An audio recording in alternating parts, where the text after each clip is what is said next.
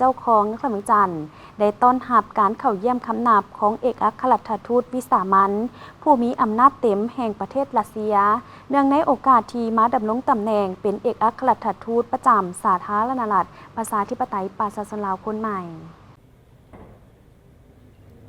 ในวันที่26 กุมภาพันธ์ 2026อยู่ที่ห้องว่าการนครเมืองจันทร์ท่านอาจสะพังทองศรีพันโดนเจ้าของนครเมืองจันทร์ได้ต้อนรับการเข้าเยี่ยมคำนับของท่านเซเกลเซลกีเอกอัครราชทูตวิสามัญผู้มีอำนาจเต็มประเทศรัสเซียประจำสาธารณรัฐประชาธิปไตยประชาชนลาวพร้อมด้วยคณะเนื่องในโอกาสที่มาดำรงตำแหน่งเป็นเอกอัครราชทูตประจำสาธารณรัฐประชาธิปไตยประชาชนลาวคนใหม่โอกาสนี้ท่านเจ้าของนครเมืองจันทร์ได้แสดงความยินดีต้อนรับและสมเสยต่อการมารับตำแหน่งเป็นฐานทูตคนใหม่ประจำสาธารณรัฐประชาธิปไตยประชาชนลาว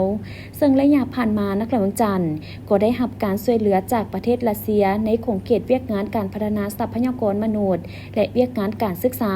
สำหรับการร่วมมือของนครเมืองจันทร์และรัสเซียในระยะผ่านมาประกอบมีการร่วมมือด้านการขนส่งระหว่างองค์การปกครองนครเมืองจันทร์และองค์การปกครองนครหลวงมอสโกการร่วมมือกับองค์การปกครองนครซานต์ปีเตอร์สเบิร์กส่วนในตอนหน้ายังจะได้เสนอให้ทานทูตช่วยเหลือในการสนับสนุนด้านทุนการศึกษาการสร้างบุคลากรให้แก่นครเมืองจันทร์พร้อมทั้งสืบต่อเสริมขยายสายพัวพันและการร่วมมือระหว่างนครเมืองจันทร์และประเทศรัสเซียให้แน่นแฟ้นยิ่งขึ้นเพื่อก่อสร้างพื้นฐานของการแลกเปลี่ยนการร่วมมือในอนาคตและเพื่อผลสำเร็จแห่งการเติบใหญ่ขยายตัวร่วมกัน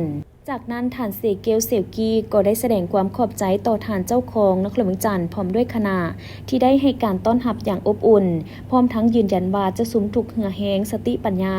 เข้าในการปฏิบัติหน้าที่การทูตอยู่สปป.ลาวก็คือการสุขยุส่งเสริมการพัวพันร่วมมือระหว่างสองรัฐบาลเพื่อนำเอาผลประโยชน์สูงสุดมาสู่ประชาชนสองชาติให้นับมือได้รับการขยายตัวขึ้นสู่บาทก้าวใหม่ในอนาคตในตอนท้ายท่านเจ้าของนครเมืองจันทร์ยังได้อวยพรให้ท่านทูตคนใหม่จงประสบผลสำเร็จในการปฏิบัติหน้าที่เวียกงานที่ถูกมอบหมายตามกำหนดเวลา